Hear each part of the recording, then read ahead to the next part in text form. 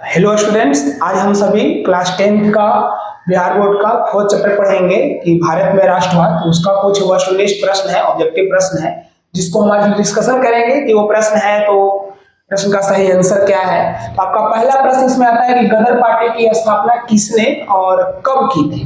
तो इसका आंसर है कि लाला हरदयाल जो थे वो गदर पार्टी की स्थापना जो है वो किए थे।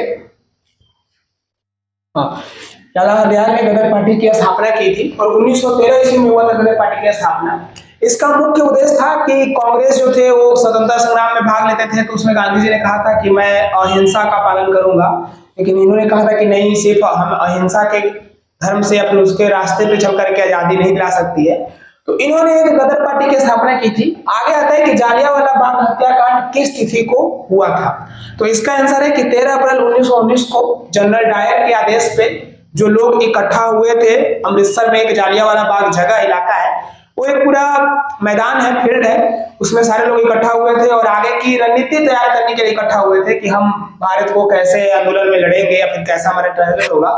तो इसके लिए अंग्रेज के जो एक जनरल डायर था, कमांडर था, उन्होंने आदेश दिया था कि लोगों पे, निहत्थे लोगों पे गोलियां चलाई गई थी और हजारों लोग इसमें मारे गए थे। फिर एक लखनऊ समझौता किस वर्ष हुआ था। तो लखनऊ समझौता जो है वो,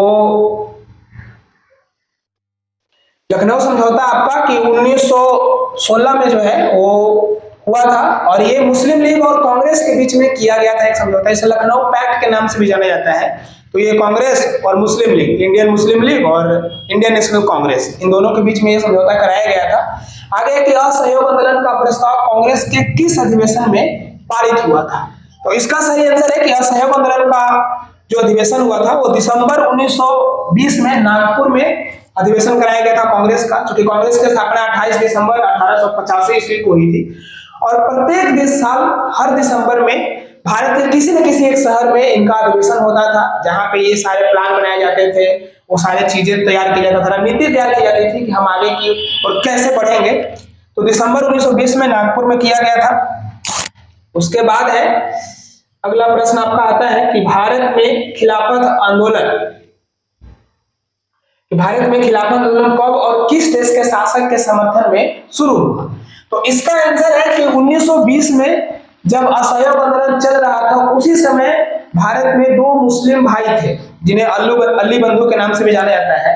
उन्होंने तुर्की के शासक, जो कि उस समय खलीफा कहलाते थे और माना जाता है कि मुस्लिमों के जो उस समय के जो धर्म की प्रक्रिया के उसमें सबसे बड़े पद खलीफा का होता था, तो उनके शासक के समर्थन में भारत में खिलाफत आंदोलन चलाई गई थी, जो बाद में चल करके असहयोग आंदोलन में मिल गया था यह आंदोलन। तो ये 1920 में शुरू हुआ था और तुर्की के शासक के मैंने राजा के उनके सपोर्ट में चलाया गया था।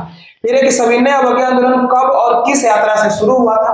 तो इसका आंसर है कि सविनय अवज्ञा आंदोलन 1930 में अहमदाबाद में शुरू हुआ था, जो दांडी यात्रा महात्मा गांधी के द्वारा किया गया था उनके अनुयायियों के साथ में, कि हम लगभग 270 मील की यात्रा करेंगे, जो अहमदाबाद से दांडी एक समुद्र किनारे गांव है, कि नमक के कानून को तोड़ने के लिए यह आंदोलन चलाई गई थी।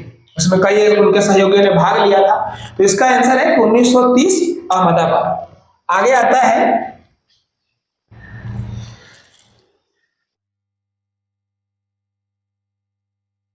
कि पूर्ण स्वराज की मांग का प्रस्ताव कांग्रेस के किस वार्षिक अधिवेशन में पारित हुआ था।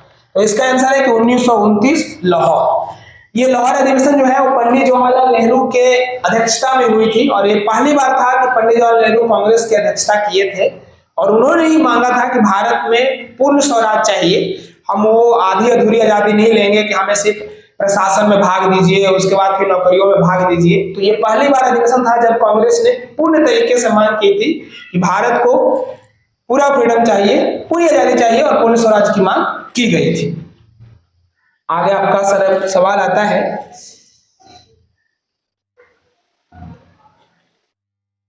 कि राष्ट्रीय स्वयंसेवक संघ की स्थापना कब और किसने की।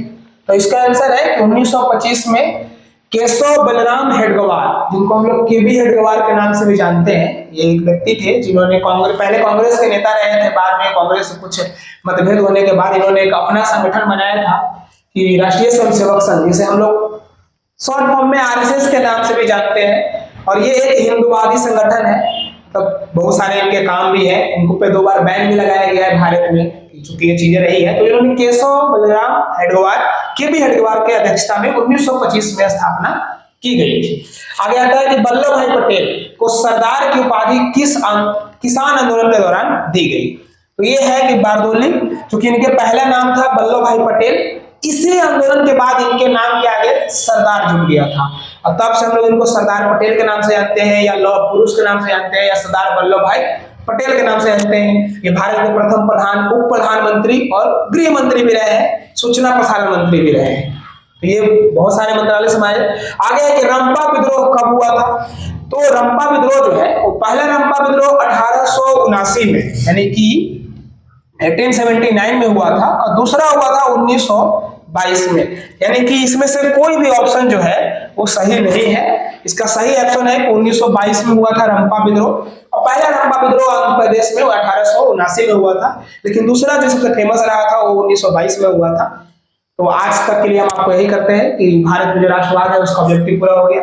कल आपको क्लास में आगे की सब्जेक्ट पढ़ाया जाएगा। जय हिंद।